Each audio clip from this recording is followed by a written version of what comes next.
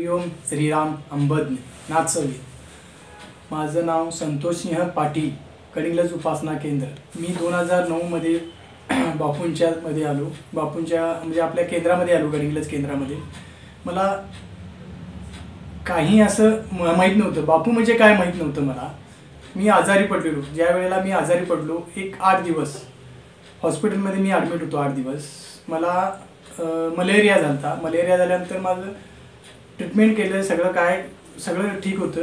डोकं दुखायचं कमी होत नव्हतं। माझं डोकं दुखत होतं त्यावेळेला इथं आपल्या कडिंगलजला स्कॅनिंग नव्हतं। त्यावेळेला मला कोल्हापूरला स्कॅनिंगला नेलते। त्यावेळेला स्कॅन केले, म्हणजे डोक्याचं स्कॅन केलं। त्यावेळेला स्कॅन झाल्यानंतर परत रिपोर्ट आला, संध्याकाळी नॉर्मल रिपोर्ट आला। परत डॉक्टरांनी सांगितलं असं काय विचारलं, विचारल्यानंतर डॉक्टर म्हणाले नॉर्मल रिपोर्ट आहे, काही नाही म्हणाले।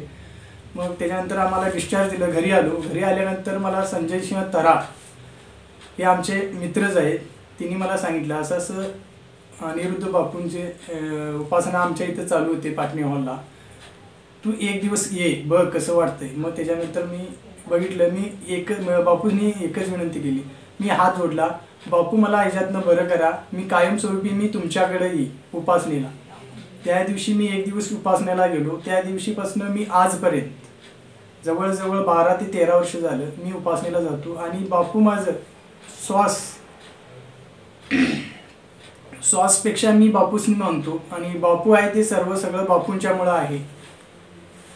त्याच्यामुळे मी इथनं पुढं माझे आयुष्य जे आहे मी बापूसनी अर्पण करतो। हरिओम श्रीराम अंबज्ञ नाथसवी।